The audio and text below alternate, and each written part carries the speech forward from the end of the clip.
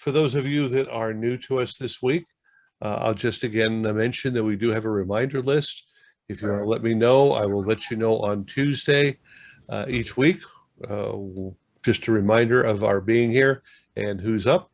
And what I'm going to do now is mute all the microphones just to kill the background noise.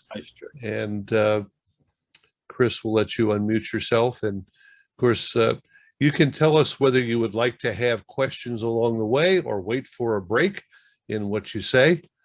But basically, I'd like to welcome Chris Holbrook from WireCAD, and he is going to talk to us on his program, application, and method of documenting what's going on in broadcast facilities.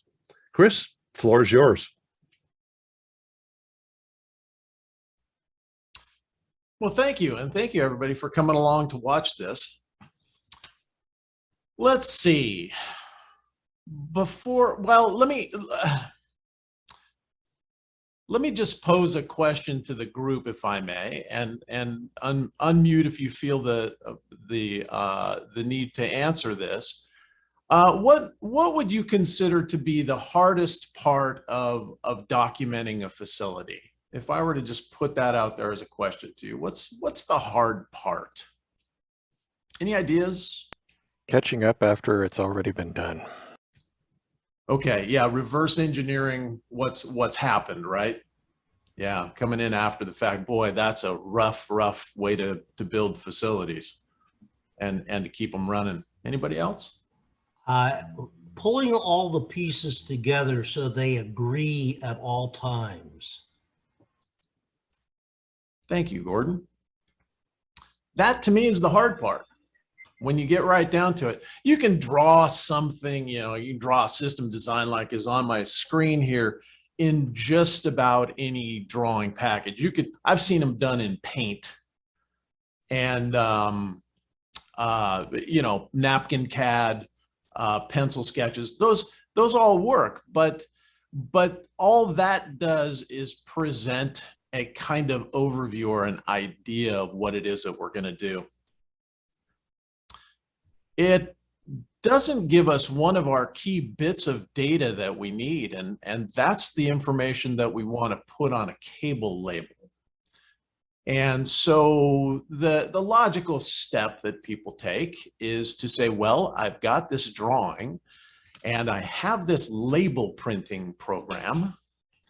And so why don't the label printing program lets me import a spreadsheet. So why don't I just go ahead and transpose the stuff that's in the drawing into a spreadsheet so I can send that off to the label printer? Well, that's great. And boy, a lot of people still do this. The problem comes when you want to make a change. And that's where things, the wheels start to come off real quick. I changed something in the drawing. Now I have to go change it in the Excel spreadsheet or the database or whatever the data store is that's trying to keep track of what's going on in the drawing. And there's usually a human involved. So there's the chance that one gets updated, but not the other. And to me, that's the hard part, is trying to keep those things in sync and having all of, as Gordon says, all of the data bits agree.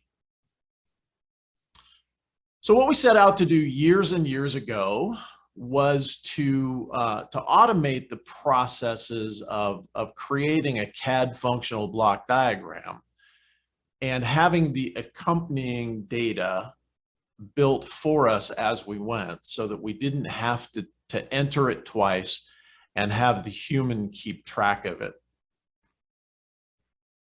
Now, I know that I know this from experience, that when the call went out that said, hey, WireCAD will be presenting, a number of you went, oh, I don't do CAD. That's for somebody else. And that's okay. CAD can be a scary process. It's a file format that's different from every other file format on the planet, and it has its own rules and regulations. But I want to tell you that in WireCAD, what we're going to try and do is hide as much CAD from you as we can. We're going to try and automate as many of these processes as we can so that you can focus on the details of the design and not necessarily focus on the fact that in CAD, if I want to tear the bottom edge of a block like this, that's a bulged polyline, positive bulge, negative bulge. You don't need to know that. You just need to know that, you know, hey, I want to tear an edge of that block. Now, before we go much further, one of the things that that I don't get from you in this particular form is I don't get to hear your oohs and ahs. Ooh. Thank you. Are we supposed to be seeing your screen right now? You are indeed supposed to be seeing my screen. We're not. You're going to have to share again. What happened there? Well, I had to share. The tip-off something. was no bulge. All right. Ooh, ah. Ah. Ooh. Bulged polylines. You will never forget that now, will you? That almost sounds like something plastic. What you do is you take the chord of the arc. All right, so okay, so everybody can see this, yes? There's no Yes. visual feedback that you can't see it. All right, and then just so that everybody's on the same page, on your little Zoom interface is a button that says it says reactions. You guys see that? And on the reactions is a thumbs up. Just give me a thumbs up. Just, you know, to help me with my self-esteem. All right. Now there's a thumbs down there, but you won't be using that today. All right. Okay. All right. So now, one of the things that they mentioned to me as I was, you know, asked to come in or had the opportunity to come in and present this to you was to try and not be all about WireCAD, but to be, you know, about system documentation and design. And in order to do that, I'm going to actually present two different workflows to you today. Both, you know, full disclosure, they're both WireCAD products. They're just two very different approaches to two wrenches to turn the same nut, if you will. The first thing we'll talk about is WireCAD, and WireCAD focuses on keeping all of the bits together and automating as many of the processes as possible. We're going to work in the DWG file format in WireCAD. We're going to do that in our drawing engine so that we can make the interface behave more like a wiring diagramming software than a CAD tool. You can see you can pick things up, move them around, the wires stay attached. These blocks that you see in WireCAD, you didn't draft those. Rather, what you did was you went to the WireCAD equipment library, which for some reason when Zoom is running, wants to stay hidden. There we go. All right, the WireCAD equipment library is a couple of things. It's a data set of equipment definitions. This is just a text-based description of some device. And then it's a block generation utility. So here I've got a 360 Systems Image Server 2000. I can choose how I want that to appear in the drawing, whether I want some kind of fancy functional block to display it as a distribution amplifier or a block with a torn edge. I can determine from the display as section here, whether I want a full block with all kinds of data on it, whether I want a concept block that starts to collapse the data that's viewed, all the way down to just show the signal types that are part of that block. I can also map this definition onto what WireCAD calls terminals, which are 1 or 2 port devices that can represent things like jacks, junction boxes, router cross points, things that are compact inline flows, again, 1 or 2 ports. Now, I wouldn't do this for a image server like this, but I might do it for a patch bay or a router or something like that. I can also map this onto a front panel file and get the view of this thing as I want to see it in my rack layout. If I'm in my functional block view, I don't have to show all of the ports. Here I can go to the inputs and outputs page and I can select the ports of interest for this particular drawing. And you'll notice I'm not deleting anything. I'm just changing the selection set, and that's changing the port set that's displayed. Now, the order that these things appear in the list is the order that they'll appear on the created block. And once I'm happy with the appearance of the block, I just say add that to the drawing. All right, well, that wasn't too hard, and I don't think I've done much actual CAD yet. Now, these equipment definitions, we don't sell data. We provide a storage tank to you to put your data in it, however you want to describe those devices, whatever your nomenclature requirements are. We also host a community server, which is online right now with 110,870 device definitions that have been contributed by other WireCAD and Simple Wires users. To search that, I just switch over to the community library, and I can either go find the manufacturer down here and start to look through their data, or I can search and say, all right, show me an Evertz something or other. I'm looking for a closed caption encoder or something like that. And here I get a device back that, all right, doesn't have a lot of port data on it, so I may not be interested too much in that one. Once you've found the thing in the community of interest, whatever that happens to be, then you download it to your, you download it to your equipment library. And from there, you can make whatever changes to it that you like. Now, eventually, you're going to have to create your own equipment. If you're working out on the cutting edge and nobody's played with the device before, then it'll be you, the guy that puts that in. And let me show you just real quickly how we do that. We add equipment to the library, and here my form is out of whack that way. I'm just going to define a piece of equipment that we're going to call, in keeping with my Flintstones naming theme, we're going to call this Fred, and Fred's going to be a router, and we'll prefix any system instance of him with RTR. And then I might give it a front panel file and say that thing is represented in a rack layout by a 3-rack unit panel. All right, there's my 360 Systems Fred. It has no inputs and outputs. Now, if Fred was close to something else that I had already created, I could copy the port data from that device. If Fred was really close to something else, I would have done a save as on that device and gotten all of its data and simply changed the manufacturer model name. But here, let's add ports to Fred. Yeah, let's resize my form here. And let's say that Fred's an SDI router. So we'll use the name SDI dash for the port name.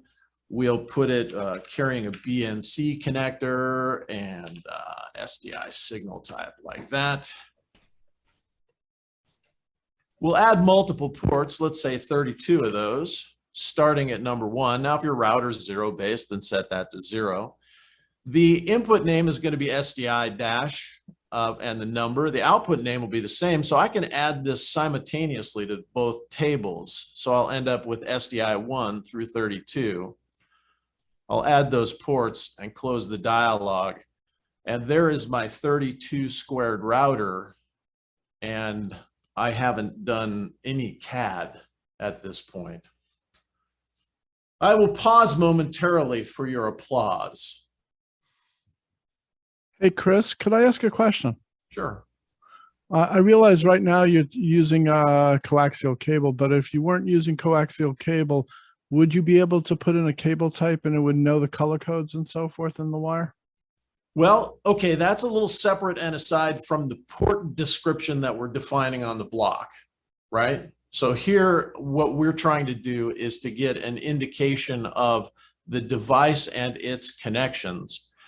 When we concern ourselves with cable type is when we're attaching to that port. So at that point, yes, you can define a cable type, and that cable type can be associated with any number of industry color codes that are part of the predetermined data set, or you can create your own color coded. Now, whether or not you use the color code is up to you, and whether or not you use a multi-core cable naming scheme that might employ that color code is up to you. So, you know, again, different kinds of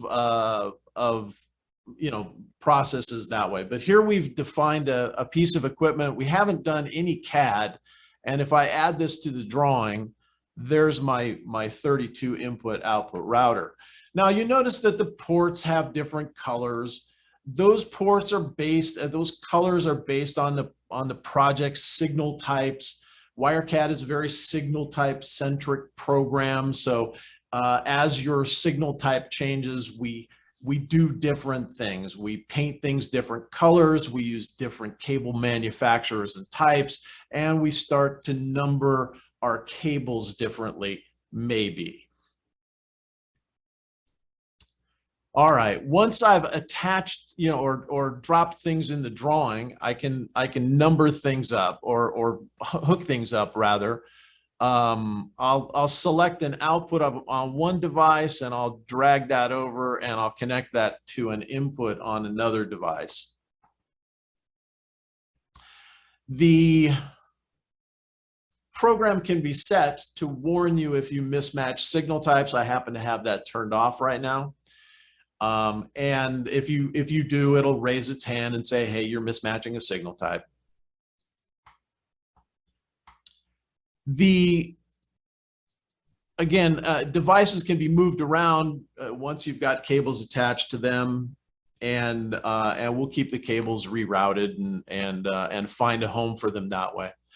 They may not please your eye, but if they don't, you can always select the cable and grab a grip on a cable, and then you'll get a vertex move this way. Now, I'll go ahead and set this cable down in kind of an odd fashion, and you'll see that I have tidy cables turned on. So what'll happen is the program will come back along and make that an orthogonal cable. We can also do things like point off sheet to other places. I'll demonstrate. It's actually easier to demonstrate when we've got names and numbers on devices. So right now, the only thing that we've done is add this piece of equipment to an unassigned equipment table in the database, and we've added this one to an unassigned equipment table and this to an unassigned cables table. To assign a name to this, I just double click on it. WireCAD goes out and gets the next number in that sequence for me and presents it to me as the new next number. I can manually enter a number. If I'm doing facility reverse engineering, go ahead and select here and enter the name that whoever put it in gave it. Or you can select from an existing sysname if this is part of some system that you've already assigned. In this case, I'll go ahead and use the new next number. Now we can alias these things so that they can have an engineering name and a friendly or functional or operator known by name. So this particular router, router 1, might be aliased to be the main router. And I give it a location and an elevation.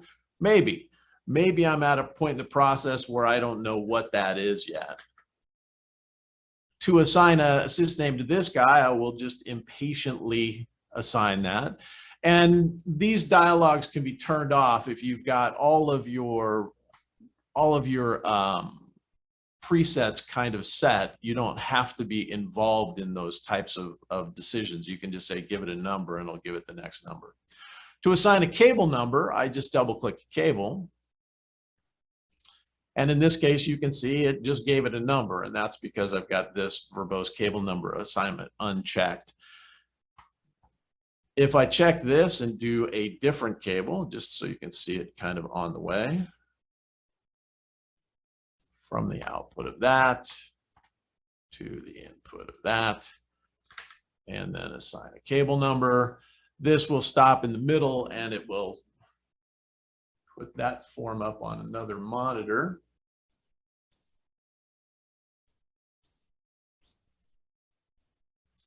And this will show me again what the proposed next number is, if you want to manually enter a number or select from an existing available because you had deleted something else somewhere in the project.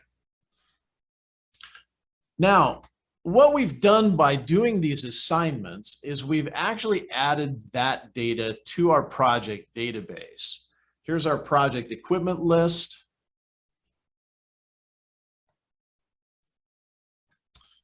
The items in red are indicating some kind of data trouble, whether that be the device is deleted or that the device can't be found in our global database. So those are things that we ought to be concerned with.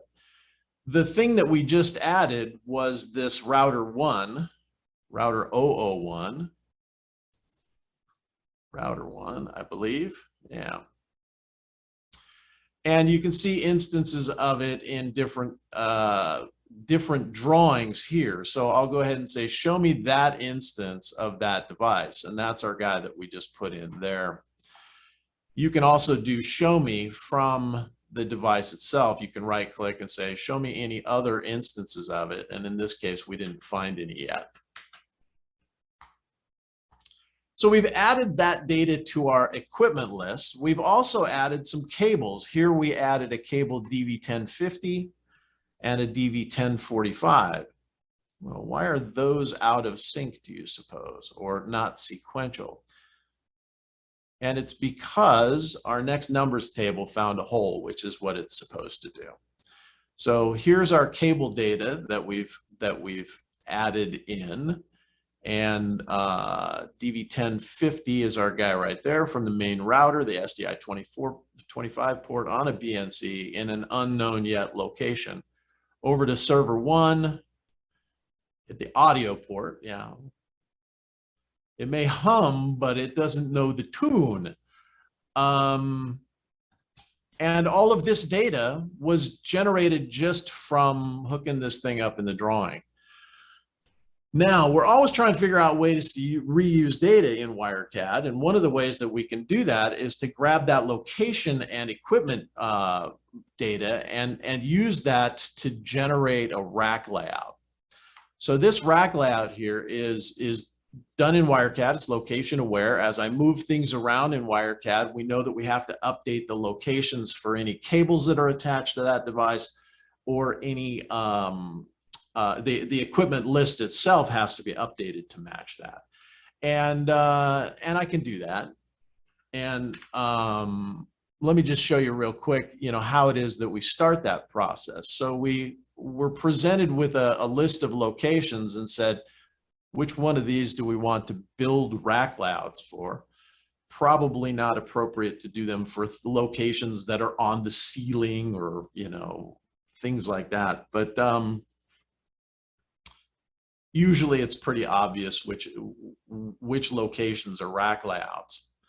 And so here we've automatically generated the rack layout. There are no racks associated with this location. So what I would do would be to go to my equipment library and to find a rack.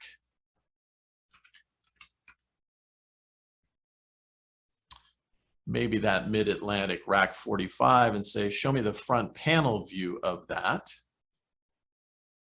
which has none. Let's do, well, let's go ahead and associate that with a front panel rack, rack 45. There we go. Give that a little save. And we'll say, show me that. Now I can drop this guy in here and here and here and assign it a sysname. And this again puts the data in the database. Well, here what I might do is to align my location to my sysname. So I might say that's rack 2. All right. Now if I run the tool again, WireCAD will find one but not the other because I didn't assign sysnames to both of those.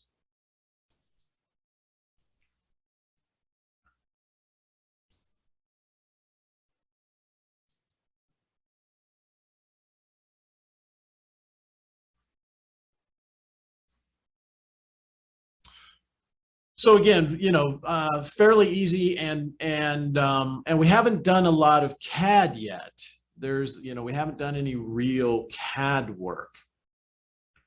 Now, there are other data reusages that are available in WireCAD. If we look at our project equipment list, we can get a system snapshot for any system we happen to choose. In this case, I'll look at that router 1 that we put in, and I'll say, show me the outbound connections as that particular port name.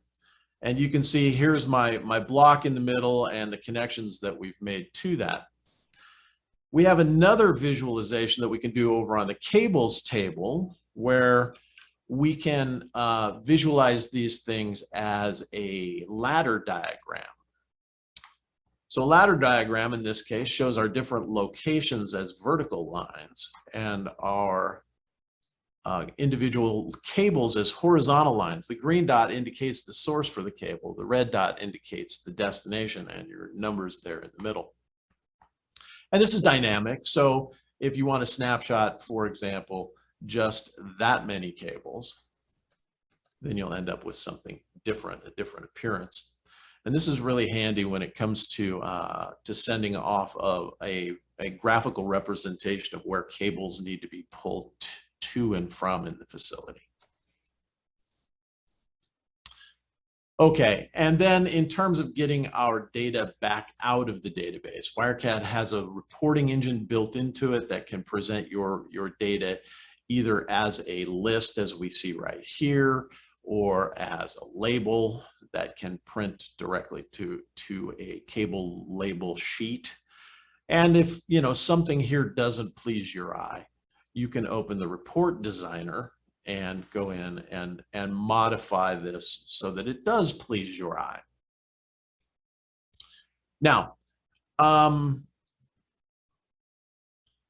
that's kind of the top you know, overview of WireCAD and what we do there.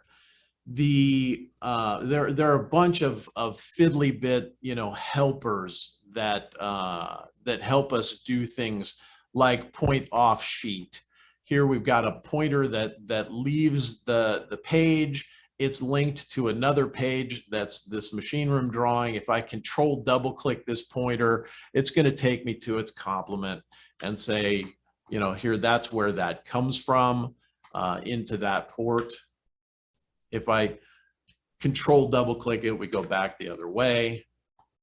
And I can link pointers, you know, I can place and link pointers from within the interface here. So I might place a pointer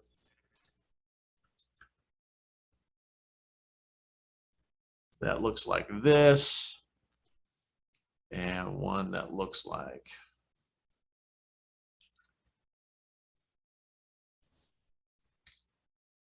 that.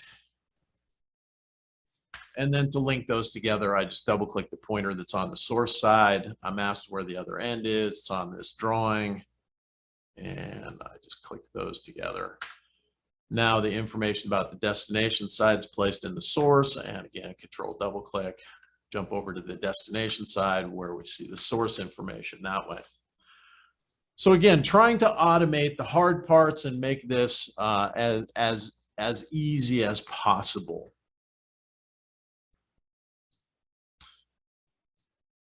I'm now accepting applause. Does the program, when you move things around in a rack, does it adjust for cable length changes? So if you move something up or down, it'll adjust for that? Yeah, if you have taken the measure to assign a named path to that, but most people don't. So because it's a 2D application, everything that we do lengthwise, if you were to open a plan view drawing space and say, I've got a named path from this location to this location, from rack 1 to edit 1, and it's 50 feet or 50 meters or whatever it happens to be. We're going to use a service loop length K factor algorithm that says how many times do you climb the wall, you know, to try and generate a guess at how long that cable might be. Once that named path is created, anything that is, you know, that comes to and from that location can be associated with that named path. And then we work to keep things updated that way. But as I say, everything is a guess because it's all 2D. Does that make sense? Okay. Yeah, I didn't know enough about the program to know whether, if you said there's this room and the distances, maybe you've measured and calculated where the racks are going to be, if it would enable you to, at some point in your planning, understand how much cable of what kind you needed to order. Yeah. Yeah, and again, it's set up such that you're going to guess, and hopefully we're going to guess long.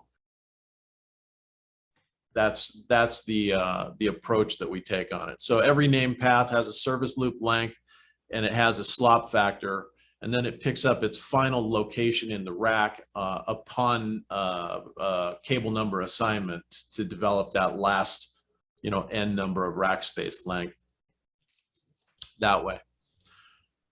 Or you can just plug a number into the field and we'll total the numbers for you at the end when you want to generate a bill of materials.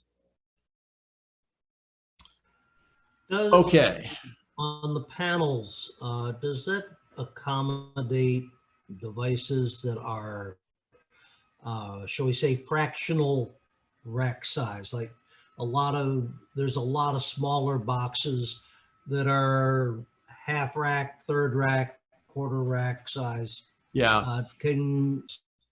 Yeah, or even, you know, to take that to the logical next step, you know, what about when you've got a card in a cage? And so what we do on our location, and this is an imperfect system, but it allows us to be loosely coupled, which allows for changes very easily. Let me go back to my rack layout drawing here. There we go. So any one of these red hashes here are considered to be a slot associated with that particular elevation. So you would see this represented as 2-1, 2-2, 2-3. And so were I to place a card in a cage using that nomenclature, it would position based on that slot count. Now I can change the slot count, and I probably want to set that for the highest number of slots available in that particular rack. But again, and as I say, it's an imperfect system, but it does allow us to be loosely coupled that way. And if you want to put a half rack, 1 unit half wide, something in the rack, then it would end up on this kind of a thing, you know, somewhere around here. So 2-5 or so, or, you know, N-5 as far as the slot count goes, to position it such that it shows up automatically by the rack builder tool. Now, and bear in mind that moving around in the rack builder space, you're going to move something, you'll grab it by its grip and say, you know, I want that guy down here. And what WireCAD does, it says, hang on a second. And you'll notice right here, it says location change detected for this device. Router 1 has moved into this new, router 01 has moved into this new location. And so what we did was we immediately updated the databases, and this allows you to move. And then when you finally save the drawing, you'll get a ripple dialog that says, hey, you've moved things around that likely impact other drawings. Would you like to ripple those changes out now? Yes. And so what it does then is it goes and it searches the project drawing set for other instances of that device. It updates the project cables table. It updates any other drawing where that thing might be found, and keeps those locator references all pointing to the same place. Chris, this might be considered an esoteric question, but what about grounding points and grounds? How does the WireCAD handle those? That is the absolute first time in 20 years that somebody has asked me about documenting a grounding system in WireCAD. And I would say I would approach that the same way that I approach any other single line functional block diagram. And I would say, here's a grounding bus that you can attach to and start to, attach wires and define locations, things like that. Hey, Chris, Yeah. I can only think of some instances where this would be relevant, but does the system retain memory? So if you've made changes and you want to say, hey, what was there before, you can actually look and see that? No, not automatically. We do have an archiving revision tool that allows you to take a snapshot of a project at any given point and save that off to a location. So if at some point you need to go back, you can go back to that snapshot of that project. That sounds like that would be helpful if you were working with a customer and trying to give them some options about a layout or something like that. Yeah. Yeah, indeed. Well, I was thinking of an instance where I was finding trying to trace something back, and I actually found the tool I was working on 5 years earlier because it was still sitting on the floor there. All right, and so just so that this isn't all about WireCAD, let me wrap up the WireCAD section with any other questions you have real quick, and then I'll move on to another product. Again, different wrench, same nut. Chris, my other question was, can you take WireCAD and import or export to AutoCAD or Visio? So importing and exporting from AutoCAD, we're working with the DWG file format natively. So it's not an import process. You simply open the file. If you take a WireCAD generated DWG over to AutoCAD, you're going to get the flag that says, hey, this was created outside of AutoCAD, because we're good AutoCAD citizens that way. The export, well, let me talk about opening a CAD file. Let's say you open a CAD file from another that was just done in CAD, or maybe it was done in one of the other automated systems. WireCAD has a very specific set of attributes that it applies to any given drawing to understand the data points within that drawing. And the other approaches that you would have in CAD don't have those attribute sets, those data points. And so you can open them and view them, but in terms of being able to assign them some kind of mnemonic in the database or a record there, no, it would just be dumb stick figures as far as we're concerned. When we go to AutoCAD, it's no problem that way. You can also use a tool that we have that exports our drawings to Visio as not CAD drawings. Visio has a CAD import tool, but what it does is it just makes a stick figure, disconnected geometries. If you use our export to Visio tool, you will have a live Visio working document with blocks and Visio connectors. Connectors in Visio are the lines. So we've customized an export to Visio process that takes our blocks and churns them into things that can be used within Visio. Along the same lines, can you export your wire lists to a spreadsheet? Indeed. Yeah, hopefully we don't have to. Hopefully we can get you involved with our reporting engines so that you can single step out to a print device. But if you have to go out to any other data format, any of the grids that you see in WireCAD can be exported to any number of formats: XML, HTML, text, XLS. And if you choose to export to XLS or to Excel, and you export the primary key field that's on that database, you can then do a round trip import, and we'll put any changes that you've made in the data externally back in, and then do a sync and a ripple across the project drawing set. So if you have some external tool that you need to work on the data, some transform or something like that that you need to apply to the data, you can round trip that out and back in, and then ripple that across the drawing set.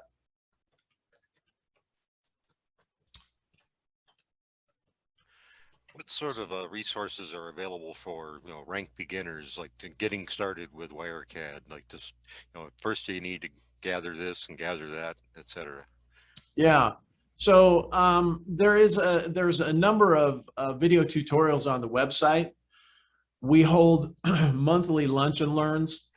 There's training that's available in terms of, you know, with COVID, we don't do on-site training anymore. Nobody does. I don't happen to like the trainings that we do with Zoom, but everybody else does. I like to walk around behind people and scare them when they're not looking. No, I like to see what people do and how they use the program, and I don't get to do that when we do Zoom training. So there are monthly trainings that are held that you can participate in, those kinds of things. Some of those bear a cost, some of them don't. The Lunch and Learn Thursdays, those are free. And you know, we pick up the phone. I don't know if that's, you know, that's kind of an anachronism anymore, but we actually talk to our customers. So give us a call, we'll help you through it. We know that there's a learning curve on this, and that you know, people need a little hand holding to get going on it. And so we hold a lot of hands. Yesterday, in preparation for this, I was looking at your website, and I noticed that you've got the server-based multi-user. How many concurrent users are in the basic license? One. Yeah. So you buy a key that gets you a concurrent user. You could scatter that license any number of places, but the first guy that gets it open, if you put the license in float mode, first guy that gets it open wins. If it's floating, then when he shuts WireCAD down, it'll release the key back to the server, and then somebody else can pick it up. And each user then would require the full, I forget the price tag, but yeah, $1 million. I just have to sell one at the, you know, here at the event. So who's my guy? Now the pro version, which is what I've been demonstrating here, is $3,500 a user. And again, that's a concurrent user. So, you know, if you've got a bunch of people that are using it occasionally, then you know, float the license around. If you've, you know, and then start to see when it train wrecks. And if you know, at that point, purchase another license. All right, let me jump on to something else, which is a different approach. This is a reimagining, if you will, of WireCAD after a number of years. Get it set up here.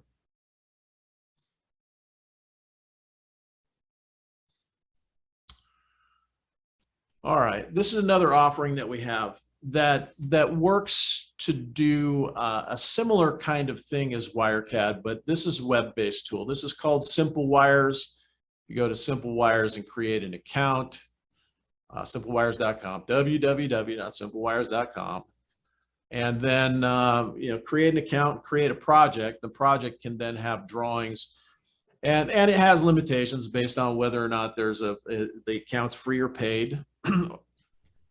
But Simple Wires can do some of the things that WireCAD can do. It can do some things that WireCAD can't do. It's web-based, which means it plays anywhere. It's web-based, which means it sometimes doesn't play everywhere. So, take that for what it is. It can do these types of drawings. You've got, these kind of graphical functional block or diagrams. It can do complex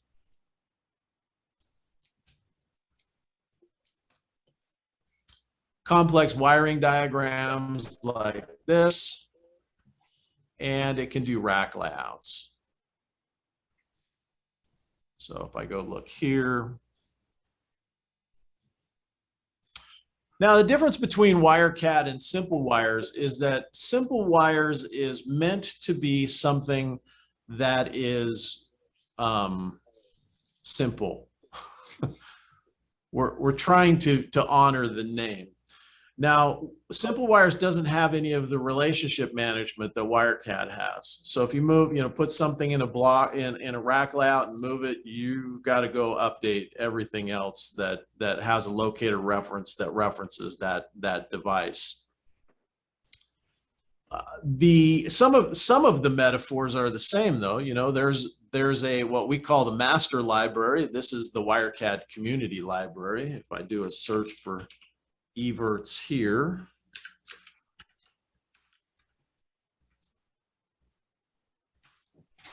there's my everts closed caption encoder. If I want to place that in the drawing, I just click place in drawing and it adds it to the upper left hand corner. Then I can drag it around and move it around, right click, determine whether or not I want to show the ports, show all the ports, or any of the descriptors around the location, around the block. Hooking things up, from one device to another, you just drag the cable. So if I drag that to make a copy, and then I say connect that output to that input, this information is being databased as we go. So already the project equipment list knows about this closed caption encoder and knows about that cable. And I could either number the cable manually just by editing the text, or I can go to cables and say number all, which will renumber this drawing, or number remaining, or reset them all. If I number the remaining, then this gets a number in the sequence based on whatever the project signal types are set up to number that signal type as. And so there's a next number that's sitting in that project signal types thing there. You have as exports, you have an equipment list, you have a bill of materials, which is your equipment list counted, and then you have your cables table. Now there's no reporting engine in Simple Wires, so everything has to come out to Excel if you want to get out of it that way. In terms of exporting the drawings can come out either as PDFs, DWGs, or some graphic format that way. And again, these are limited based on the subscription level that you have. It's a very, very simple approach that should remove any excuses you have to documenting your facility.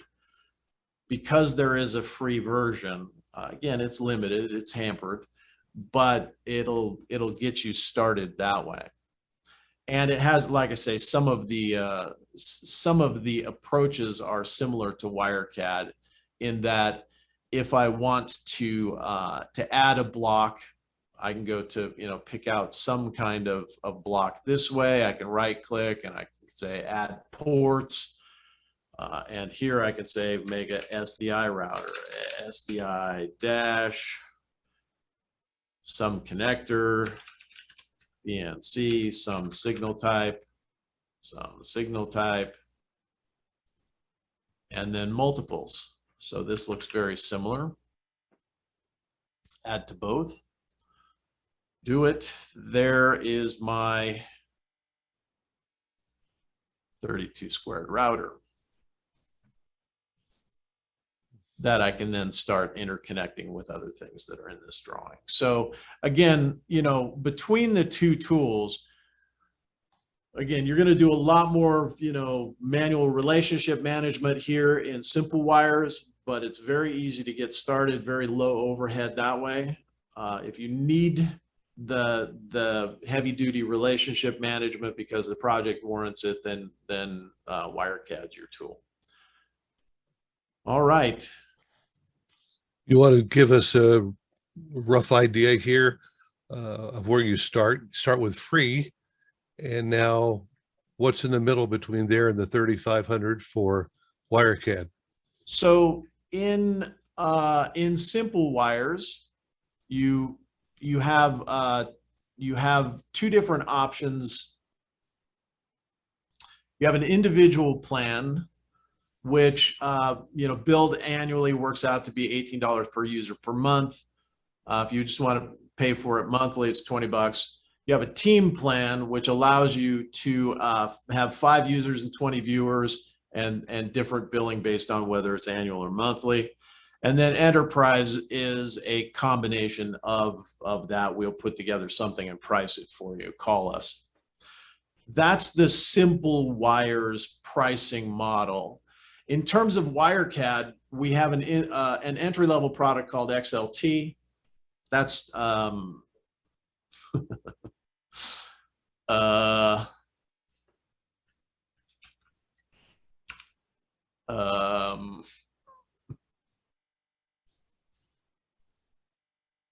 okay. So WireCAD XLT, $22.50 for that product, and that gets you. There's an order now. Yeah, thank you. This gets you started. It doesn't allow for SQL Server databases and the visualizer tools that I showed you where you're making drawings from data. Those are turned off in the XLT product. In Pro is everything that I've showed you.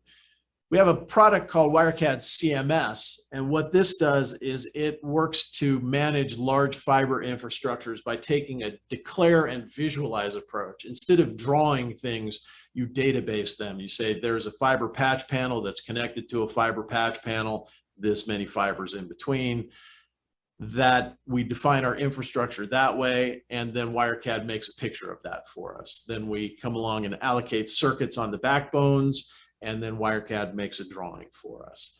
And we say that this fiber patch panel's at this GPS location, and this one's over at this GPS location, and WireCAD draws that for us on a map. So those kinds of things it can declare and visualize are in our CMS module, which could take an hour in itself to demonstrate those capabilities. But what I wanted to give you was a look at what our offerings are to help you get started into some kind of design process so that you can start documenting and designing your facilities. Again, now accepting applause. Okay, how about a question? Certainly. Okay, what about inventory control integration into this? If you wanted to produce barcodes or something else to be able to do inventory control. through WireCAD. Is that possible? Yes, no, yes. Okay. We have people that do it, but WireCAD is not what I would call tuned into that. So while we have large organizations that use the WireCAD equipment list to manage their inventory, I look at it and think it's kind of clunky to do it. Thank you.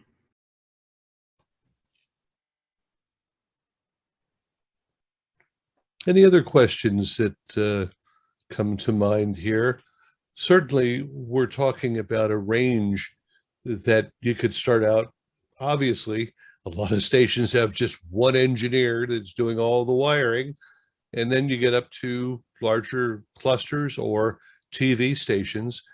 And so this range of product is impressive in that you can reach out to whatever's needed. That, you know, it's developed over years of standing on a show floor and realizing that with our WireCAD product, we were serving a very niche part of the market, but we were missing part of it. And so that's really where we tried to target simple wires, was for the people that weren't ever going to be WireCAD users. So again, you know, hopefully there's a product that we offer that falls where you are. Not that I want to put people in that package, that box, Chris, but how many would you say would be happy to just stay with Simple Wire free and never need any more? Is this just going to be a one-man shop, or would even that be something that he might want to buy out?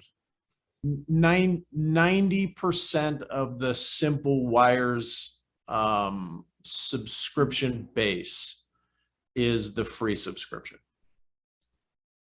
So there's a lot of work going on in the free module. And you're happy to do that? Oh yeah. Hey, Chris. At some point, you're either we made you a free version for free, or you're going to bang your head on the limitations and you'll buy it.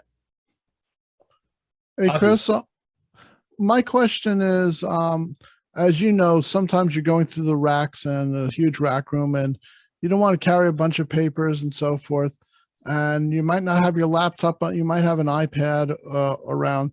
Is there a mobile version of either WireCAD or Simple Wires that you could work off an iPad and get inside a rack and so forth? Yes, Simple Wires is obviously the most well, it's the product that does that natively.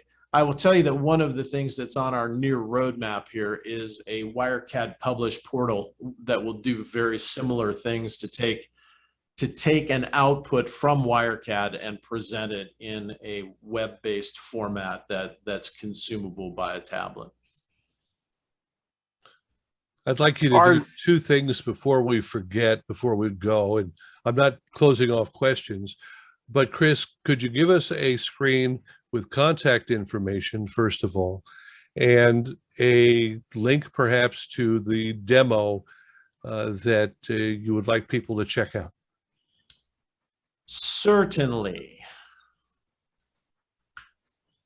And Chris, I had another question. I was under the impression that Autodesk was trying to deprecate or get rid of the DWG format. Is that true? And are you moving to their newer format as well? Well, okay. So what you're talking about is to deprecate DWG against Revit. And I would say that it's true that AutoCAD has done really nothing with the file format except change bits in it since 2013. Now, the libraries that we use and that most DWG users use are the Open Drawing Alliance, the ODA libraries. And ODA is working and continues to work to keep the DWG file format open and alive. And so I don't see it going anywhere. It's too entrenched. Now, AutoCAD would love to see everybody move to Revit, but Revit's, you know, a completely different approach that really doesn't work for our world. So, you know, they'll get, you know, some people over there, and there are definite benefits to it.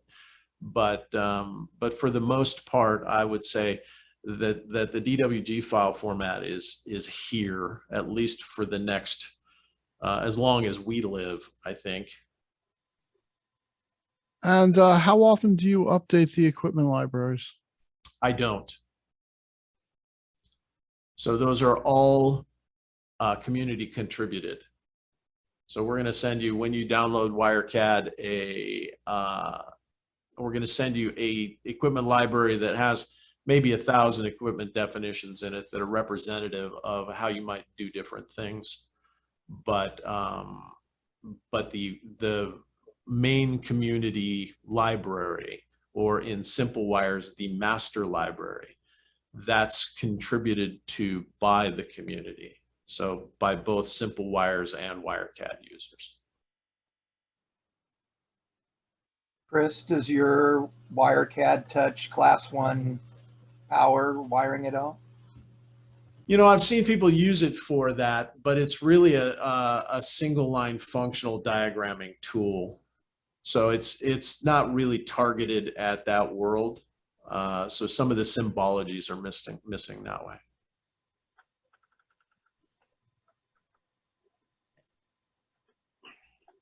Simple Wires looks like it would be perfect for a number of things I've been putting off just because I didn't have a tool like that. And I'm looking around and going, oh, this project over here, and one I need to do for my board president for our nonprofit FM. Several other things that are relating to the radio station running right over here to my right would definitely be something I could put together. Looks like pretty easily with Simple Wires. Fantastic. Yeah. So thank you. This has been very helpful. Appreciate Excellent. your time. Yeah, and you know, hey, send us money. That's all. Hey, we'll give you good reference. You want an interesting story, Chris? Sure. You mentioned that you had never been asked about a wiring list for grounding wires. Literally 60 years ago, I was a young engineer on an Air Force communication and data center project, whole building full of racks. And the hardware people did a computerized run for grounding cables. In those days, they were either 1/0 or 4/0 cable. And the computer was 1 foot off on all of them. Oh, no. The field people can take the longer ones and shorten them, but there was about a half a dozen that just couldn't be used. Mm. The project disposal officer shared an office with me, and I asked him, "What are you going to do with those cables?" He says, "We're going to take them to the city dump." I said, "When are you going to do that?" He said, "We'll be there at 5 o'clock and make sure the cables hit the ground before you pick them up." And for 25 years, I schlepped around a barrel full of welding cable until I found somebody that had a use for them. Wow. It's an interesting story. Huh. So much for computers. You know, they're only as good as their input and their algorithms, you know? Absolutely. In those days, the computers were IBM Big Iron. Mm-hmm. Well, Chris, I'm going to thank you very much for having come out and presented this material for us. I think it's given a lot of folks more than just, oh, that's too big and too expensive for me, especially now when you show off the Simple Wires. Now there's a range and there's an ability to meet needs, and I think that's great. Well, and that's, you know, that's our mission at this point, is to get facilities documented. Hopefully we can we can provide you with a tool set that works. And hopefully, you know, if the free version works for you, fantastic. If not, you know, like I say, send us some coin. Thank you for your time. I've already messaged a engineer friend of mine in Reno to point out Simple Wires to him. I suspect he would do something that might get you an SBE presentation online, since he's the Reno SBE chapter president. Oh, fantastic. And there are some other folks that I'll be passing this on to, because I think it's great. You're doing for systems documentation what archivists are trying to get done with video and audio tapes and pieces of paper and other kinds of things. Get it into a form that people can easily use it and make sense of it and research and do things with it. So cool. Thank you. You are welcome. Thank you. Thanks for a great product. Thank you. Now I'm going to need an Acme door widener to get my head out of here. Yes, but you can shrink or make it bigger or smaller. Yeah. As you have the need. Again, free trial at wirecad.com. There's a link there on the homepage. And then Simple Wire, you got to put the qualifier in, www.simplewires.com.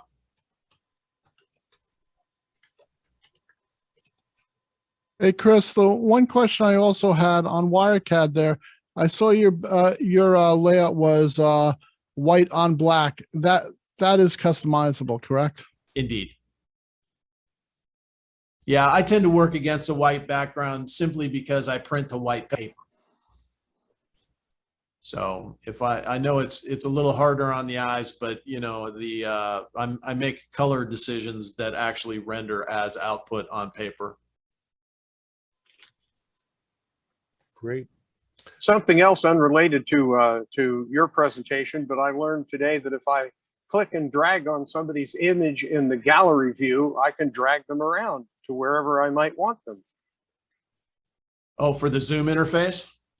Yeah, didn't know that until just now. Huh. As long as they're not talking or making audio. Oh. Chris, thanks again. And I've sent a note to David, and I really would appreciate you considering doing something in type, in print for us to give folks sort of a lead-in place to start. Great, we would love to. Great. Well, thank you all. I appreciate the opportunity. Look forward to seeing you again one of these days. Yeah, hopefully maybe at a trade show or something like we used to do back in the old days.